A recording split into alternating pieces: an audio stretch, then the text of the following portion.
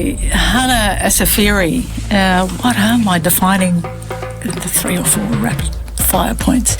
The meaning for life, I think, maybe I'll start there. For me is whatever setting, in whatever capacity, that you leave those circumstances in a somewhat better predicament than when you found them. And that is, I guess, my foundational value for life. Whether I find myself one-on-one with individuals in social settings, advocating and or speaking to politicians, parliamentarians or the king or queen, that ultimately what drives me and what gives my life meaning is that. And sadly, we're living in a world where those tensions are much more real and require in us to take greater risks and responsibilities in preserving the very values that can ensure a better, kinder, fairer world. And as women, I think, which is the other layer, being mindful of the profound inequality and the spaces that women have to navigate. Also with it comes the opportunity for us to rethink how better outcomes are possible through women's contributions. So, in a sense, the hope for me is what defines me, and that is that the world can be better, kinder, fairer, more humane.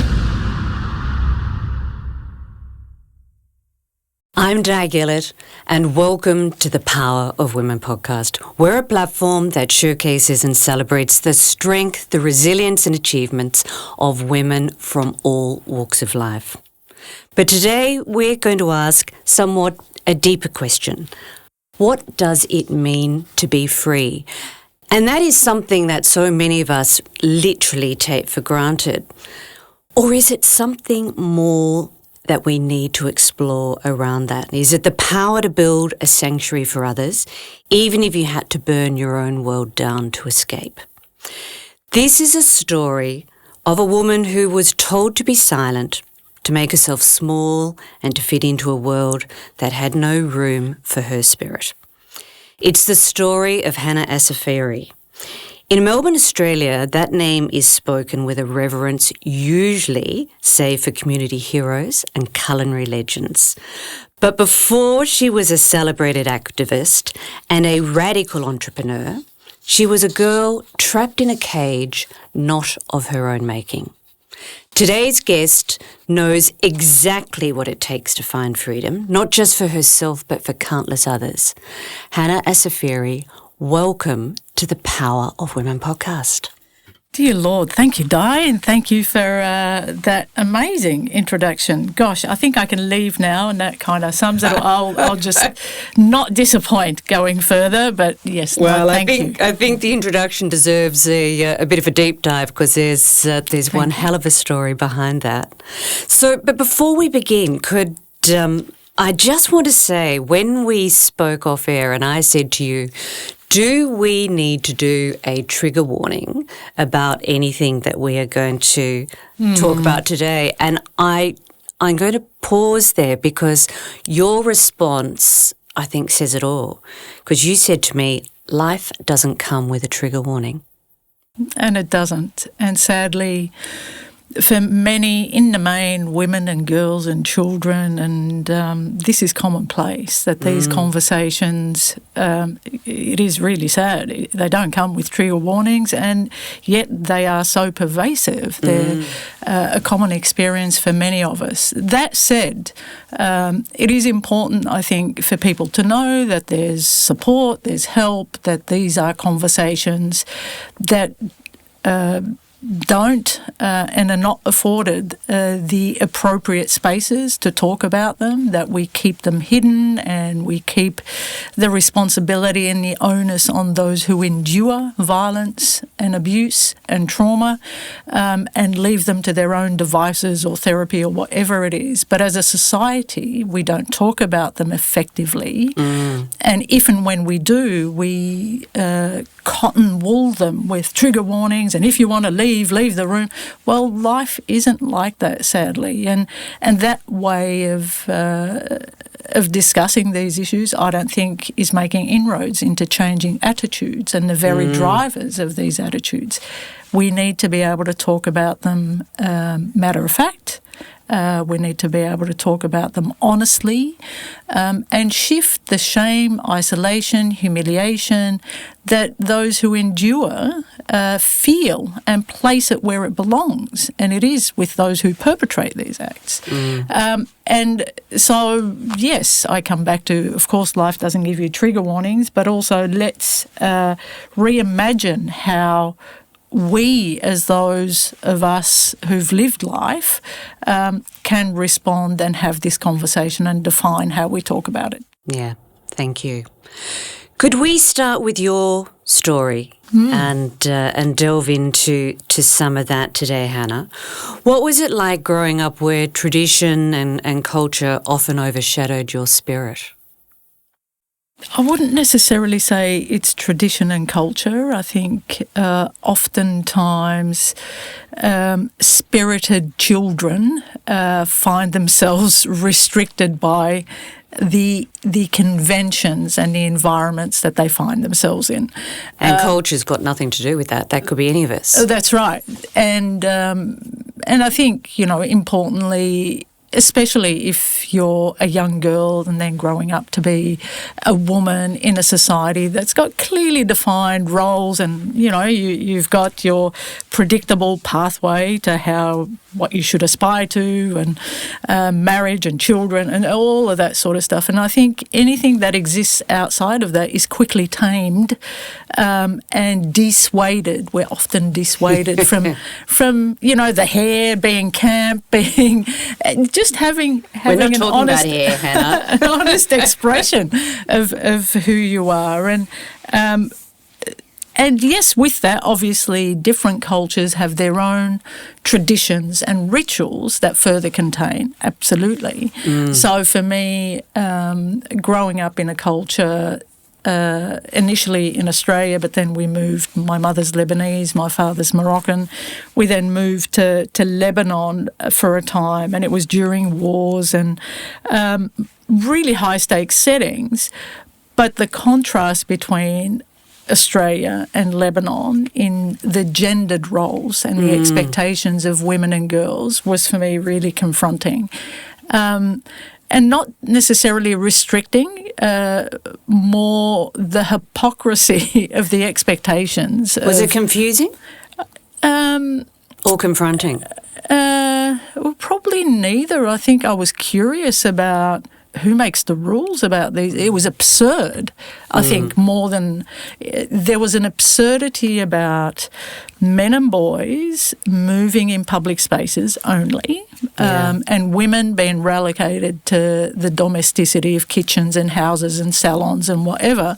And whilst in and of itself, maybe to a child, that would have been okay, but where it wasn't okay is I was then expected to move in men and boys spaces, to go and bring the food from the grocery store, get the bread, and yet denied everything that came with it and all the freedoms that came with it. And I think that then became my training ground for really pushing back a little bit and really formulating my identity around questioning why are things the way they are, who makes these rules, because they were absurd. They just were nonsensical. So it was more that. Yet you found yourself, as I understand it, in an arranged marriage, despite the fact that you had this strong sense of what was fair for the guys and not fair for the girls. So, yes, arranged marriages, and I think this is where I guess So we moved from Lebanon back to Australia, and in that space, my mother did not integrate. And certainly back then, I'm talking 40 years ago, 50 years ago even, the integration of communities and cultures was not as sophisticated as it is now, and still now it's quite inadequate, but back then it was worse. So Mum lived inside the four walls of the home, and her became more and more depressed and more isolated, more, and her sense of marginalisation and understanding of the world was limited to the four walls. And from that space, I go back to she did her best in her care, and sadly, part of her way of extending care was to go back to what she knew, and that is to organise and arrange a marriage for her children. But again, later we can talk about that, if not. The conditions around which I was married were very difficult. They were a consequence of sexual abuse. And the only way in her isolation my mother knew how to deal with the reputational damage, what that would mean for my other siblings in young girls being marriageable or otherwise. So like many cultures and traditions, sweeping it under the carpet, getting rid of the problem, marry her off. And I think whilst now I understand and certainly forgive, it wasn't okay for the little girl that was me, and nor is it okay for many others.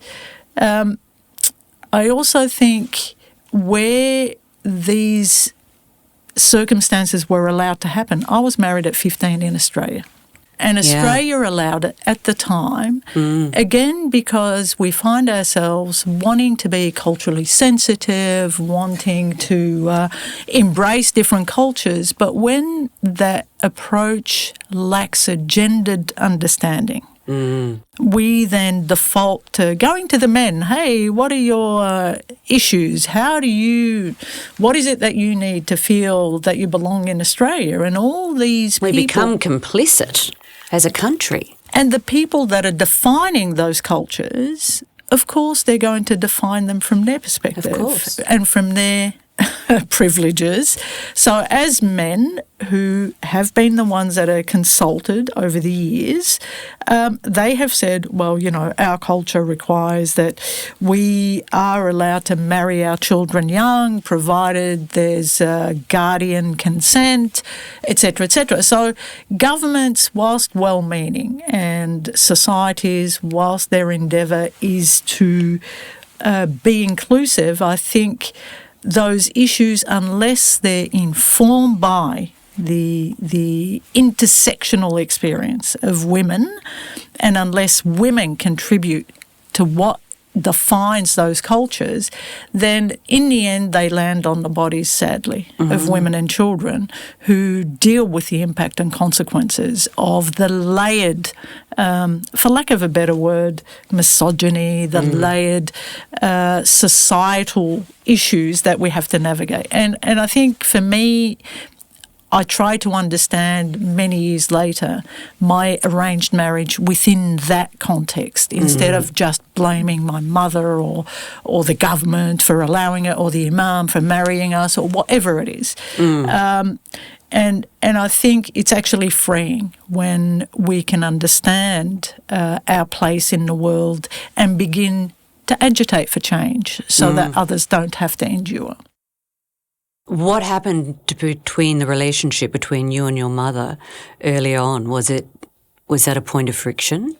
Absolutely not. And, sadly, I loved my mother dearly. We'd never had a fight our entire life.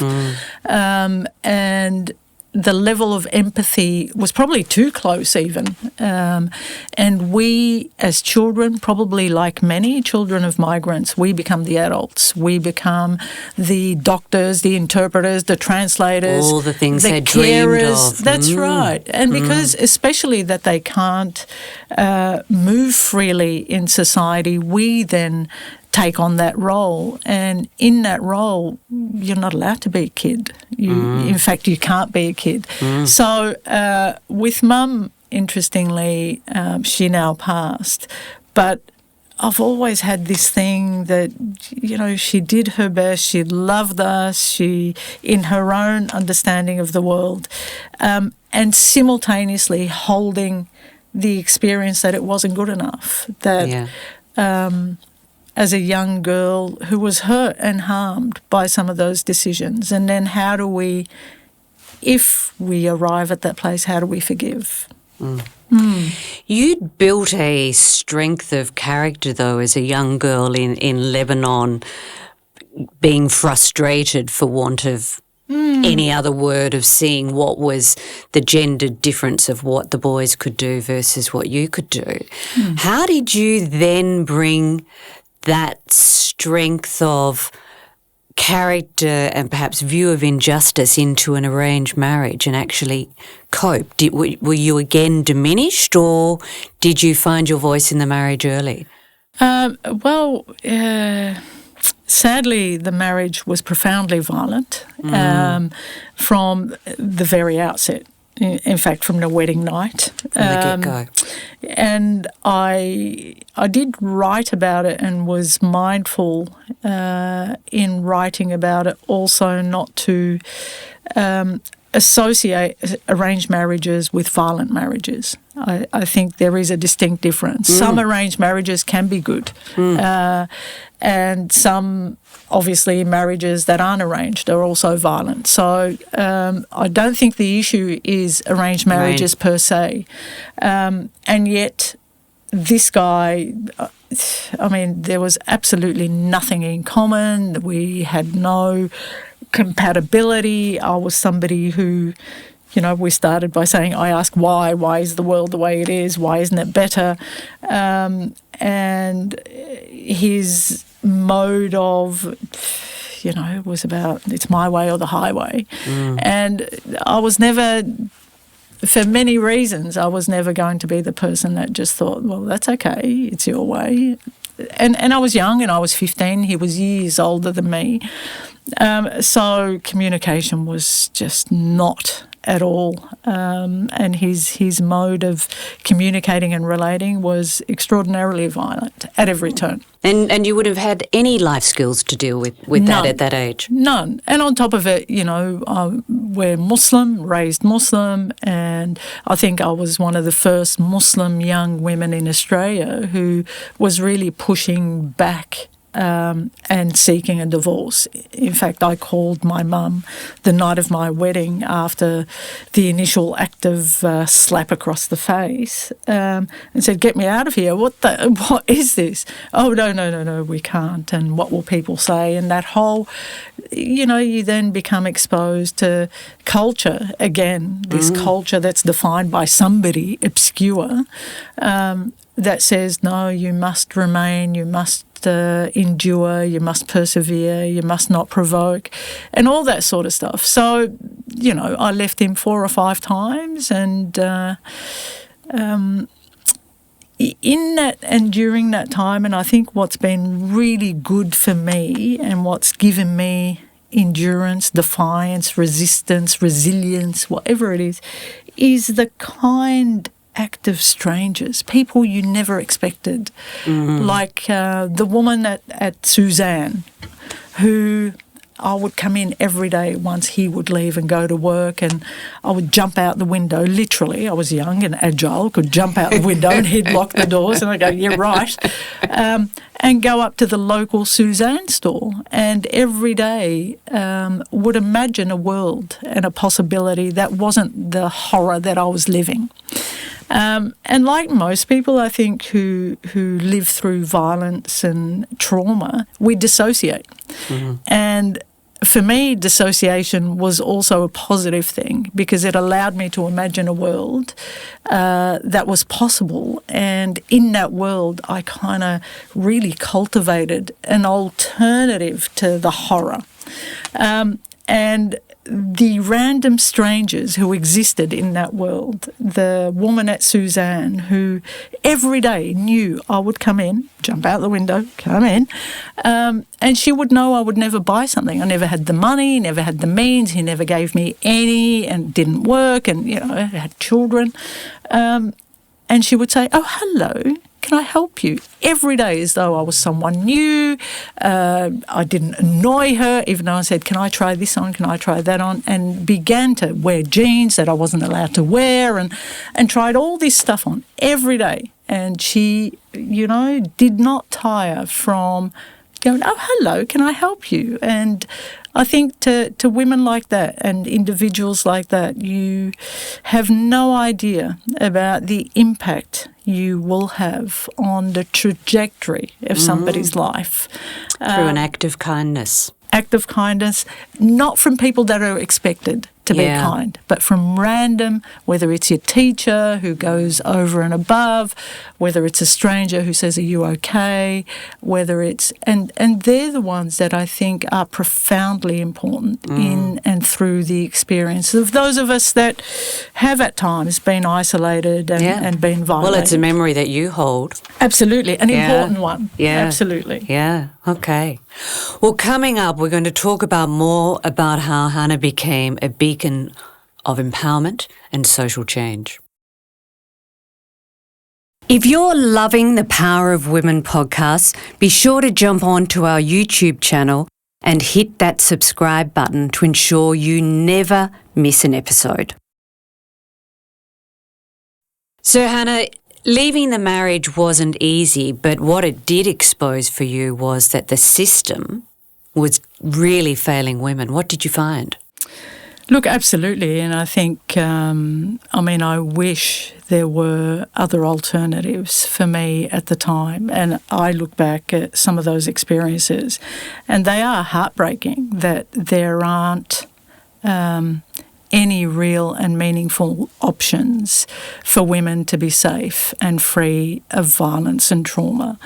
And in leaving, whilst it was very difficult and multi-layered, from the control of violence within the home to then the societal control that says you can't leave, you are defined by being a divorcee, or in our culture you can't, or in our faith it is not a possible option, and all those things. And then the legal system who deems you fit or unfit to care for your children without recognising the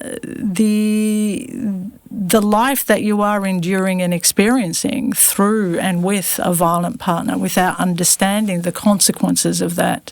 You are deemed based on having left a certain way, or then you are defined and judged by those events.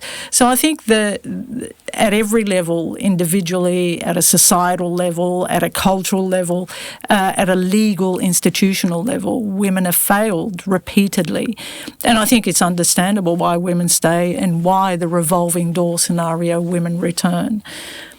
With that said, it's then no surprise. I then went on to work in women's services, and for 13 years my life was, and continues to be, but in that iteration, committed to law reform, to changing some of the interventions, at least at a social level, to shifting and challenging some of the attitudes that enabled and allowed violence to endure.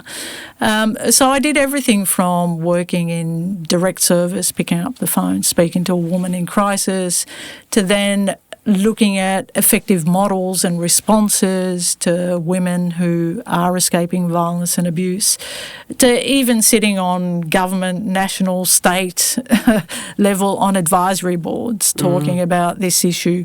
And thankfully, and still inadequately, but certainly thankfully, law reform and the recognition that this isn't just a domestic, at least those conversations have changed. We've still got a very long way to go, but we're certainly not where we once were. Did your mother get to live to see you do this work? Oh, yes. My mother got to live not only to see me do this work, and often, working with other younger Muslim women in similar predicaments at times, and really challenging and rewriting traditions and customs, and slowly also watching the transition and change of some of my mother's attitudes over the years. And my father. And then obviously opening the Moroccan Soup Bar, and we'll come to that because I want to talk about that. Yes. Yeah, in the domestic violence sector and responses, I guess for me, the lens and the experience has always been about those on the margins and those who the system fails and continues to let down. And I think not through ill intent at all, yet the system continued to let down because it's established in a way that is a band-aid to the problem. It is not a solution to the problem. It's not addressing the cause. And I think after 13 years, there was one incident where a woman phoned in with 2 children and we'd exhausted every option. And back then, there's only transitional housing and crisis housing and hotels, and there was nothing available. And she said, I'm out on the street, I have 2 children, I need somewhere to go. And I couldn't find anywhere, and we had nothing available to her. And I was told that I'm supposed to say, there's nothing available. Now, for me, that was personal. It was a profoundly personal, relatable story. And that was the defining moment for where and how the Moroccan Soup Bar was established. Well, we had on the podcast a few weeks ago the CEO of the YWCA Australia, Michelle Phillips. Yes. And talking specifically about homelessness for women, and that the cohort now that surpassed the over 50. Well, it surpassed the over 50s is now the 25 to 38-year-olds through largely domestic violence. And whilst we're yet to know if anything will come of it, through the from that podcast, I had somebody reach out through the website only the other day asking could we connect them with the YWCA because they want to invest in women's housing. So hopefully that becomes a call to action and something that might happen. And I mean, just some basic reimaginings. Because at the moment, for all the measurable indicators, the indicators is that gender-based violence is going the wrong way. Yeah. Well, we can see it in the statistics absolutely. And every day in the news. It's tragic. That's right. And a lot of people say, oh, yeah, it's because women report more. No, that's not true because the measurable indicators are sadly the brutal end to domestic violence, which is murder. Those numbers are going up. And they're not a perception. So if these are the indicators, then there's something amiss in the way we are responding to the issue. And to your point, band-aiding it rather than addressing it at the root cause. And I simply say some basic things, and when we talk about the Moroccan Soup Bar, for 25 years we have unwittingly and organically evolved a model that women don't return. At all. Not one woman has gone back to a violent partner in 25 years at the Moroccan Soup Bar. Not because there's something magic about us, not because we're amazing, but because I think our response is needs-driven. Yep. It organically evolved around the enduring needs of women, not just the crisis itself, but the ongoing needs like housing, upskilling women. So tell us, where did the soup bar start, the Moroccan Soup Bar? That is your baby. Yes. So I that day that I had this woman who said, need somewhere to go, and there was nowhere for her to go. And to me, I found that extraordinarily difficult to accept. There's always an option, and there should be. If there isn't, there should be. Yeah. I would have taken her home, but obviously worker safety and well-being and you're not allowed to, and you have boundary issues if you did and whatever. There's always a solution. There has to be a solution. Anyway, so driving home in that state, there was a sign on the side of the road saying for lease of a shop front on St George's Road. I pulled over and phoned the agent, and he happened to be in the area and showed me through this space It was carpeted. It was absolutely nothing, and it was a derelict kind of strip. There was no other retail, so it was a thoroughfare, St George's Road. And there and then, I found myself haggling and brokering a lease deal, not knowing what it would be, other than it would be a space that is safe, run by women for women. Because there had to be a solution. Absolutely. And this is, I guess, probably an important aspect of who I am and how I've navigated my life. I think women's intuition is undervalued, in fact, could not agree more. Often judged. And our intuition, sadly, is being made to, put that aside. It is about reason. It's about a plan. It's about everything with an end game. And so it's not always about data. prioritise reason and everything that is quantifiable over intuition. And for me, what's held my entire life in good stead and what's never harmed me. Society harms me, and individuals and cultures, and but your own intuition, if you allow it and get in touch with it as a barometer, will never put you in harm's way. And I think women's intuition, reinvesting in it and re-trusting it as women is probably one of the best things we can do for ourselves. Now, the difference is, sadly, intuition doesn't have a plan. It just says, take that step. We don't know what will happen, but trust and take that step. And from that step, wherever you are, intuitively, you will know where the next step is. Yeah. And your life will organically and authentically unfold. The issue is you can't then take that to a bank and say, fund this intuition, because I want to open up a place and I know it'll work. And I did, in fact, go to the bank and they went, no. Yeah. Well, yet you can't if you fund talk intuition. to nearly any trailblazer or entrepreneur, intuition will have been what drove them. Yes.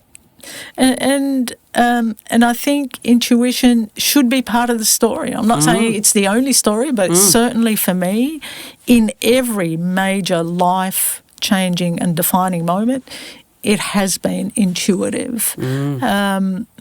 I believe in fairies, energies, vibes, as much as everything else that is tangible. And but you know how to tap into it. Not everybody does. I've had to. It is that space that's kept me safe. It's been your imagination that would have emotionally kept you safe years ago. And I've learned to, and in that sense, I've been really, really lucky that. That the circumstances didn't define me, but that I've found a way to navigate through kind of just being in yourself and looking inward. So how is the Moroccan Soup Kitchen supporting women and fulfilling the dream that you identified through intuition that day? Yes. So what I thought is it would be a place for women to be safe. And then the next layer of that is society often, and certainly in our cultures, women are conditioned in kitchens, often. And they are rarely rewarded, remunerated or supported or valued for that work. It's often work that's exploited, that's part of the expectation of what we do. And then you look for a real job. And then I thought, what if we flip that on its head a little bit and we started where women are at, what they know how to do. And they know how to be in kitchens. Bring them in. Here's a kitchen. And we know how to do hospitality, and certainly in our culture. I mean, we're Food born is in everything. kitchens. Yeah. So we thought women in a kitchen, and we would offer up and I'm vegetarian, so we would make it the best possible vegetarian food, served up to Melbourne, cooked by these women. And for me, it was also really important not to make the story about women, that women's dignity was important, that the story is about this is a food place of Moroccan vegetarian food. Back of house, it had a different story. Yeah. Because it's not a charity. Women don't need pity and charity. What they need is pathways and opportunities. And so at least I knew enough to separate the two. And front of house, this was, for all intents and purposes, something that was grounded in our culture, that was being offered up to Melbourne as an alternative to vegetarianism, which at the time, was there really wasn't much. steamed there and wasn't much cheese there. sauce, and I valued the integrity of flavours and had experimented over the years, because I'm vegetarian, turfing the meat and chicken and putting potato and chickpeas. So I'd experimented for myself. Because I was familiar with a palate that is rich in flavour. And then, the women came and gave him a few recipes and said, this is what we're cooking, and it's vegetarian and it'll be like this. And we opened the Moroccan Soup Bar genuinely in good faith. What year? 1998. Oh, wow. Pre-internet, pre-social media. Pre-any of it. Yeah, wow. In the hope that, and everybody at the time, absolutely every single living human being said to me, what are you doing? This is insane. What do you know about hospitality? And you've got a good job. You're a coordinator of an organisation. What? And I thought, no. Something in me intuitively thought not that it would be and become what it has, but that I needed to do something that was different to the system that was a revolving door Band-Aid. How and what that looked like, I didn't know, and trusted that it would be okay. Whatever it is, it'll be okay. What was happening back of house?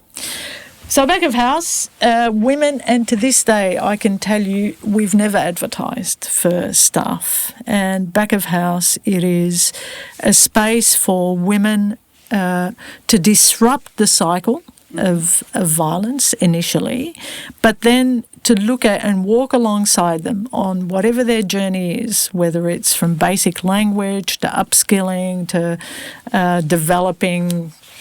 You want to be a chef, you want to, whatever it is, you want to be a childcare worker, to walk alongside their journey, housing. And this is the pathways. Childcare, and all those tangible things along the way became evident, and we organically, together, reimagined solutions.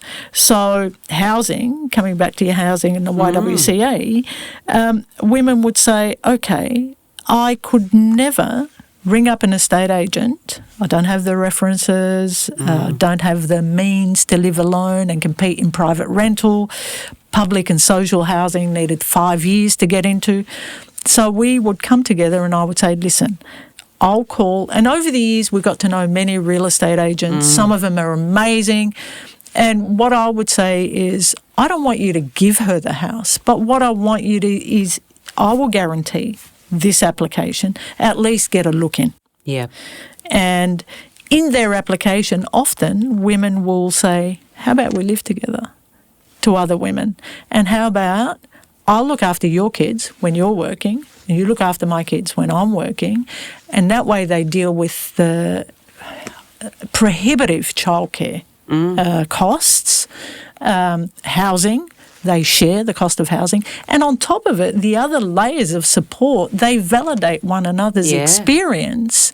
So they don't end up going back. And I think they've been part of the success story of the Moroccan Soup Bar. Fantastic. And then on top of it, we identified, so that was the immediate need. And then we identified, okay, so what do you want to do if you want to springboard out of here to wherever else? And some would say, I want to do childcare, I want to do advocacy, whatever it is. I want to be a patisserie chef. So we then formulated arrangements with Box Hill Institute and others to upskill these women. And the biggest problem, sadly, again, is when people are not in touch with the lived experience. They'll say, well, there's an option to upskill, get them to apply, here's a course funded by government, okay, but it competes with putting food on the table. If any woman is to take up that option, she has to take 6 weeks out of her income earning capacity to do that course, to then be upskilled. And often it's not that women don't want to, but they're prohibitive. Yeah. So I paid for their training as part of their time at the Moroccan Soup Bar. And often we would bring the training in and their hours are paid, and there's a synergy between, I think, women, the courses that they are learning, and then they can see a vision and an outcome, an end point. It's not just, well, here's your accommodation to disrupt the crisis, now go fend for yourself, which is how, sadly, the system is made. And I think that's been the successful part of transitioning women and challenging quietly at times, and at times more overtly, some of the assumptions that are the very drivers of violence and gender-based violence, assumptions around female genital mutilation, for example, or assumptions around should women endure and stay and persevere in some circumstances, or are you allowed to defy your parents because, we're supposed to afford them respect. All those kind of things, when challenged from a place of knowledge, and when we can put aside superstition and culture and tradition, but come back to the very premise of what it is to be a decent human being, even a person of faith, then I think we can rewrite some of those outcomes. And the Moroccan Soup Bar has been that for women back of house. And the other thing that at the Moroccan Soup Bar, not one woman has walked in the door, knocked on the door and said, I want a job, and I've said no to. Wow. And often we don't need staff. So have you been self-sustaining? Can I ask that? You have? Totally. The whole time? The whole time. Wow. And I love that because it gives you the freedom to... You're not beholden to anybody else's... Nobody's agenda, nobody's criteria. It is simply the criteria of making the circumstances a little better for those we stumble across. That's even more fantastic. And then obviously front of house, it grew into over 26 years, many social causes became evident and required us to take a stand, like our relationship to First Nations communities, how we can be allies, how we can take the responsibility beyond just acknowledgements to being effective allies in those conversations, the climate emergency, how we can reimagine plastic, polystyrene, all that sort of stuff. So cultural limitations are irrelevant in any of this. Absolutely. You've diversified. Well, because I go back to, for me, kindness, compassion, justice, fairness, all those things, they're a perspective. They're not cause-specific. And they can't be just when it's convenient, I'm only talking about this group. No, that no matter where they are and what you come across and you're confronted by, that perspective is my responsibility to enact. So, same-sex marriage, all of those issues as they became apparent over time and became social conversations, we took a stand on, and our community, and I often say I feel like a surrogate aunt of Bet you do. North Fitzroy community. And it's not just North Fitzroy. We became a destination place. Everybody came. It's so humbling. But with it, people, and I think it reaffirmed this idea that if you build it, they will come. Quirky as it may be, unconventional as it is, that it resonated with the betterment of who we are, and a community was not only forgiving of, at times some of the girls spilt tea on people. We're not from hospitality. The food was great, always. We never compromised on the standard. And yet people found themselves drawn to a place that was refuge to those values, I think. And no matter who you were, the richest and or the most marginalised or homeless, you were afforded the same dignity, and the place was yours. So, and I think that that affirmation back from community, that kept us buoyed, and it certainly allowed us to endure through COVID. And are you busier today with the activities that I will call back of house than front of house by contrast? Yeah, you I are. am. So obviously I've written a book. Yeah. Am I allowed to say that? Yeah, of course you can. Yeah, okay. So and in the book, it's also a deliberate contribution, I think, to bearing witness to our times in what I find that we are hostile to and repealing some of the gains that women have made over the years. And that to me feels like it's got a lot of momentum and pushback from the highest office of the land to, some social media influencers or whoever it is. But that conversation around putting women back in their place should have remained in the history books. And yet, we're talking about abortion rights again. Yeah. We're revisiting attitudes that I just find extraordinary, and that gave me the impetus to write about. I mean, we call it a memoir. It is called The Audacity to Be Free, but to reimagine freedom. And, if I had to write my life story, I think it'll be 1,000-page, and that'll only be the beginning. But I did pick snippets of my life that spoke to these issues in the hope that they can resonate with and contribute to a conversation that we are having at the moment as a country on gender-based violence and how to engage all of society. Because this, to me, isn't a women's problem, nor is it a men's problem. It's our problem. And sad to say, we all contribute to upholding attitudes through our silence and through what we say that form part of the drivers. And the other thing I think is also important and doesn't really have a lot of space is that not all men are wholesale to blame for violence against women. And we unwittingly do this because we've left the field. We've gone, no, violence against women is a gendered problem. Yes, it is, but not all men are perpetrators of violence. And all perpetrators are perpetrators, and we need to really have better systems of accountability for that, absolutely. And at times even, dare I say, remove the man. Keep an eye on him, remove him. Don't disrupt her life and children. Anyway. Wouldn't that be novel? Well, absolutely, and simple. And the other thing, the men who are not perpetrators, they are our allies. Absolutely. Engage them in a way. We've backed, sad to say, from what I've seen, men into a corner of not knowing how to be and what to do. Yeah, I couldn't agree more. And at times, equally, not all women are wholesale victims of violence, because even unwittingly, and at times overtly, but unwittingly, men like Trump were once boys in the home. Given legitimacy, what we ask our sons and daughters are different things. What we expect and allow for sons and daughters are different things.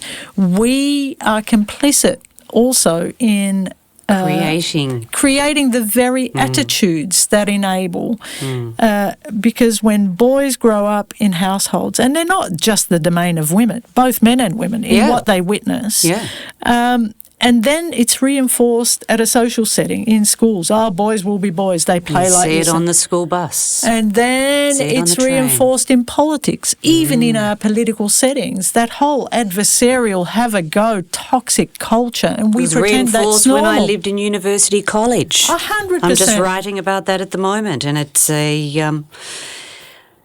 reminder that it's been going on for a long time. So let's invite and engage decent men in being part of the solution, as well as I think women in all our roles and responsibilities, also reimagining and questioning some of the attitudes that we uphold. which, I think are contributors, our attitudes towards men and women and boys and girls and non-binary people and prejudice and all of it.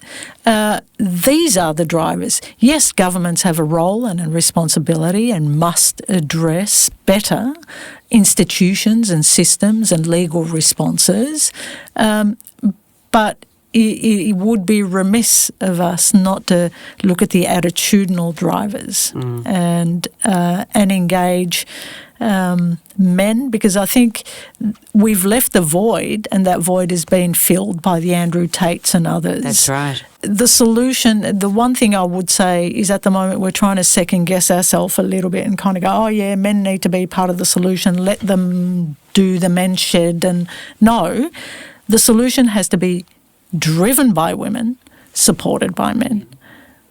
And that is the only way those solutions are going to be effective.